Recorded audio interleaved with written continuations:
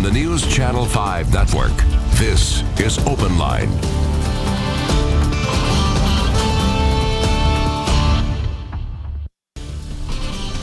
Good evening, everyone. Welcome to OpenLine. It is my favorite OpenLine of the month. It's called Beyond the News. That means we get to introduce you and talk to you, talk with someone from right here from our NewsChannel 5 family, and just talk about life beyond the headlines, beyond the forecast. In this instance, my guest tonight, Bree Smith. Thank you for running over here from the other studio, miking up really quick. I'm so glad to have you on. I am so glad to be here. I'm nervous. I know you are. I told her that I'm not used to talking about myself. I'm used to talking about the weather. Yes, Rory and Vicky felt the very same way. They both said, well, what are you going to ask? And I think that's very common for folks who are on TV, the ones who are used to controlling what they say, the ones asking the questions. When you turn the tables, it's unnerving. You forget what the people we interview feel like. And that, you know, it's just you and me in the room right now. Right. We talk to cameras. There aren't really that many other people. So as public as this job seems sometimes, it's actually very much an introvert's job. Yes. Because it's a lot of solo work, and then it's telling a story, and then the lights turn off and you take the mic off. Exactly. But it's fun. I think I would describe us both as a little bit introverted, which I think would surprise a lot of folks. And I think a lot of people in news are like that. I think it's the perfect job. I think it's the perfect extroverted introvert's job. Yes. Usually when Carrie comes in the studio, I've got music playing on my phone, and I spend most of my day by myself, making the forecast, making the graphics, and then when it's news time, they turn the lights on, and it gets really bright. We do the news, and then they turn them off, and it's just a quiet room. We get to be quiet again. Yeah, and you get to work on the next one or on any of the platforms that we have to update. So this is different. I'm excited about tonight because Bree is one of my dearest friends. So we talk like this all the time. This could be a little dangerous. We could go to we spend a lot of time in the dressing room at the very beginning of our day getting ready for our job. And just Rory can hear us from the other room. He says, you guys are chirping in there today. He does. And so I'm afraid we're going to turn into that. But it's also your chance to call in, ask Bree any questions that you would like. It's your chance to call. 615-737-PLUS is the number to call. Taylor's in the back. He will line up those phones. In the meantime, I will do the asking of questions. And I first just want to start with the basics of the job. You have a very interesting job path, but first let's talk about the cities that you have worked TV in. Okay, so my first internship was in Miami, and then my fiance, now husband, was moved to New Orleans. And so we were living in New Orleans, and I got my first job on TV in Baton Rouge. So I commuted the hour and a half to Baton Rouge through the swamp at 2 o'clock in the morning to do the weather in the mornings there. Moved to St. Louis after that, was in St. Louis for about 5 years, and now I'm coming on 3 years. Which is great. Here in Nashville, which feels bananas that it's been 3 years. Like this. 100%, so quick. But TV has not been your first job, and it's not what you originally went to college for. And I think this is going to blow the socks off a lot of people. No, it's an unusual path. And so my first degree is in theater. So I went to SMU in Dallas, and I got a BFA in theater, and I moved to New York. And so I was pursuing theater in New York for 3 years, and I was so unhappy. I didn't feel like I was doing anything that was making anybody better or was making the day better. The kind of theater that I studied was classical theater. It was Shakespeare. It was a lot of Moliere, a lot of movement work, like clown work. And you can't make a living doing that. What are you going to do with that? You might get cast for $0. My first show, I worked for 6 weeks and I got paid $0. Oh, no. And I was the lead.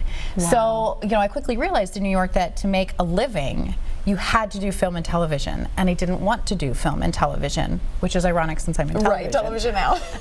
Because the question was, it's a lot, and I have so many friends that are actors, and they do great work, and just the daily grind of it. Yeah. But a lot of that is auditioning for shows that maybe you're not as crazy about, or Colgate commercials, or soap operas that maybe don't feed their artistic passion, but it's a living. It pays the bills. It is a living, and it's a hard job. But I just really felt God calling me to go a different way.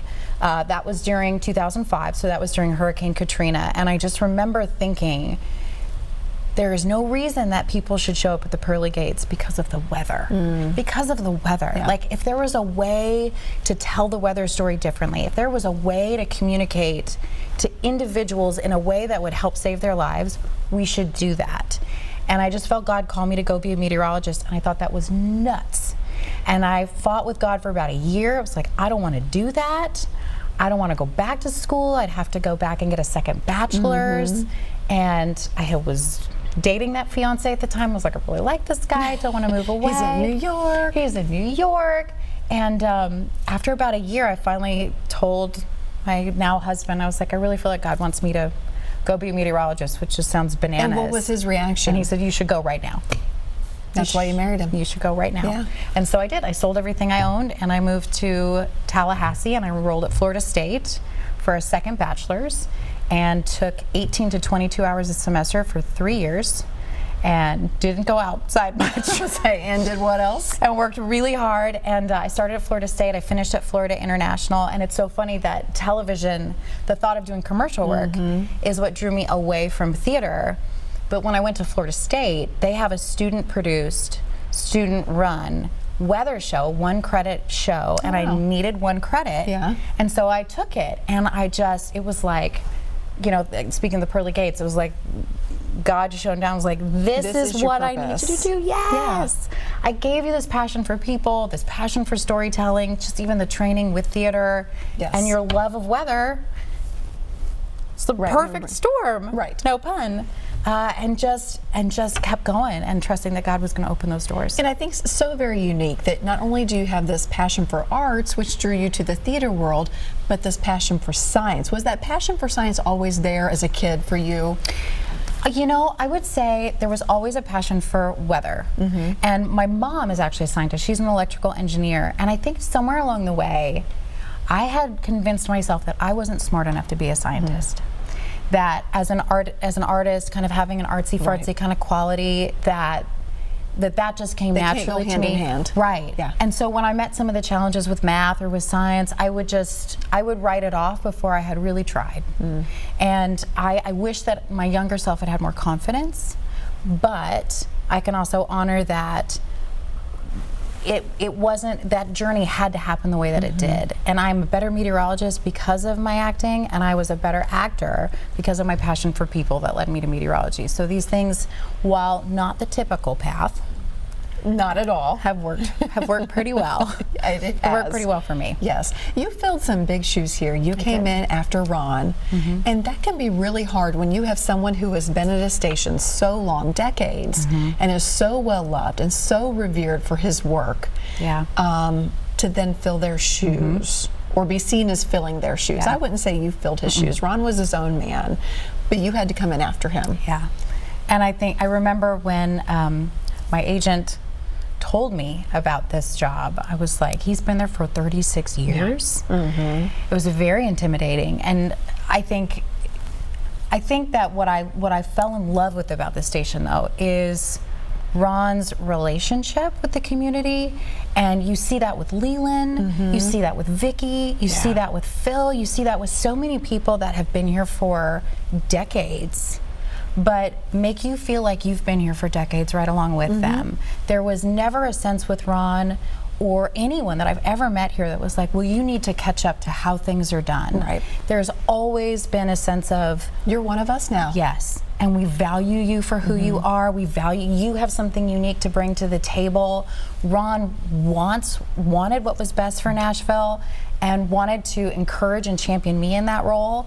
It's funny, Facebook reminded me a year ago today that Ron and Cindy, a year ago today was when they threw the baby shower for me. So, and I think that speaks to, I know, right? Oh wow, it seems like a long time ago. But I think it speaks to the family, the commitment to serving viewers that could very well act like a diva if they wanted to. I've been here for so long. They don't. No. It's not about them. It's about doing it right. It's about serving the community, and that's something that's really easy. You just feel like you've been here longer than you have because you feel welcome, you feel empowered, you feel encouraged.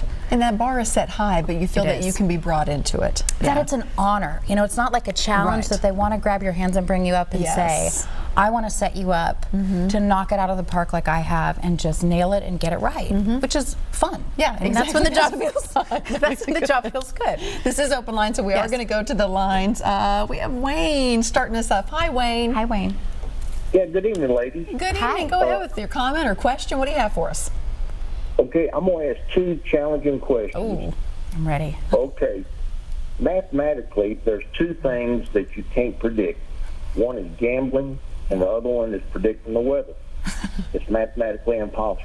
Yeah. Now, I know technology you basically see what's coming, but we still hold our breath. My other question is there any technology down the road to where if you see a storm or like a hurricane coming, that you can actually go up against it and lessen the blow instead of wait and see what happens? So good questions. The first one I would say, you were asking about mathematics and prediction. So the most direct way I think to answer that question is the computer models that work to predict what's going to happen in the atmosphere. They treat it like a fluid. So we have to study calculus and thermodynamics because it's treated like a moving fluid. The problem is the atmosphere is very large, right? It's not just the surface area, but the fact that it's three-dimensional and goes up about 11 to 13 miles at certain points. So these computer models, they can't assimilate every little teeny tiny point in the air. What they do is they break the atmosphere down in grids, so big squares, and these grids are miles by miles, so they're much bigger than city blocks. So the reason why our computer models can't predict down to your house is because the computing power it would take to compute a computer model that had grids this big, it would take more time for that computer model to run. Then, like, it would be outdated by the time it ran. Most of our computer models take 6, 8 to 10 hours for the computing power to run because there's so many equations. So the short version is, as the technology gets better, as we're able to shorten those grids, the precision and the timing will get better. But inherent in what we do right now is we know what's happening right here in the atmosphere from a measurement, from a temperature gauge, and we know what's happening way over here, and we have to kind of guess a little in between. That's why the forecast always changes, and it always will change, because it's always moving. That's like the whole saying, you can't step in the same river twice. It's moving. Yeah, it's moving. So the second question was, what about like changing our weather? Yes. Oh. Well, yeah, so changing the weather, it's funny you mentioned that. There were a lot of experiments and studies done in the 40s and 50s, especially on like cloud seeding and whether or not we could improve rainfall in drought forecast areas. Funny you would ask about a hurricane. There was one experiment, I want to say it was in the late 40s, but I might be getting off by a decade there. They were experimenting with cloud seeding, which is where they introduce it's called cloud condensation nuclei. So when water evaporates, it has to hold on to something. Usually it's a dust particle, but the clouds have to hold on to something.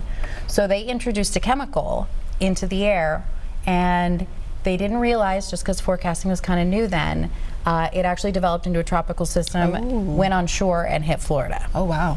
So messing with the atmosphere is not the best idea. You asked about hurricanes. The whole reason that weather happens is when the sun shines on the earth, it's the brightest at the equator, which makes the equator really hot, and it makes the poles cold. And all the earth is trying to do is balance that hot and cold. Hurricanes are heat engines, and that heat energy is trying to get dispersed. It's just the atmosphere trying to mix itself out. So you can't stop it. I mean, there have been talks about driving icebergs in front of them to try to cool them off.